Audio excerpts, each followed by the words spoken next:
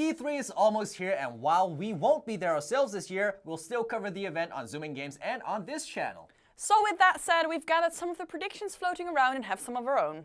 I'm Hilde. And I'm TAMTU, you're watching Turn-Based.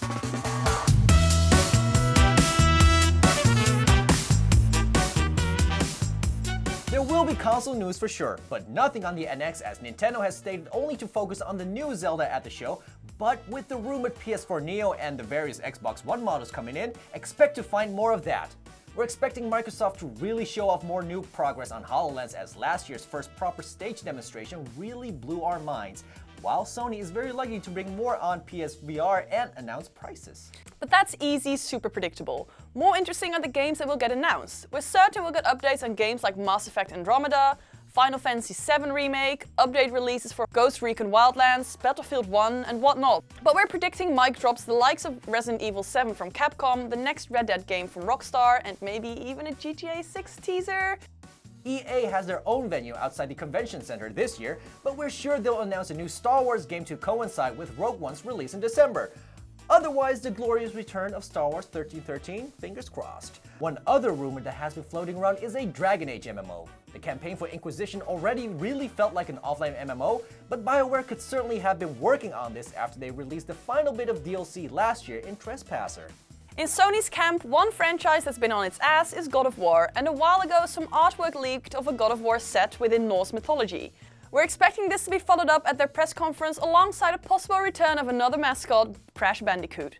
We're certain the Easter egg in Uncharted 4 was more than just that. Oh, and since Hideo Kojima found his new family with them, we'll definitely see something from the brand spanking new Kojima Productions during their press conference. Speaking of which, we doubt Konami will have anything big to announce this year other than another PES. On Microsoft's end, Titanfall 2 was teased not too long ago, but we're expecting Respawn has learned from the first game and announced that Titanfall 2 comes with a badass single-player campaign. The big focus will be on their new hardware, however, and a release date for HoloLens is gonna be a thing as well. And then we'll have Ubisoft and Activision lining up their annual games like Just Dance 2017 and Call of Duty Infinite Warfare, updates for their ongoing babies like The Division and Destiny, come on, Rise of Iron and Destiny 2.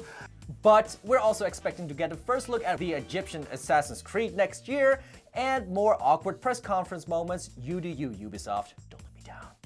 And that's just a small selection of what we see happening. There are a bunch of publishers, developers and studios that need to step up their game to really surprise the crowd. Blizzard, Square Enix and especially Nintendo. Please stop being underwhelming. The biggest surprise might come from E3 themselves, announcing a change of venue as it's been rumored the past years that the event wouldn't stick at the LA Convention Center much longer. I need excuses to go to LA again, but maybe a change of scenery might be a good idea? I don't think so. Nah, it wouldn't be the same.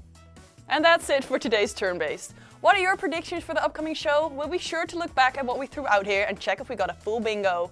Like if you enjoyed the vids and share your thoughts. And again, be sure to keep an eye on ZoominGames and BRLtv as we'll be covering the news and press conferences as they come along as well. I'm TAMTU. And I'm Hilde. Now it's your turn. Turn. 2 is the only game left.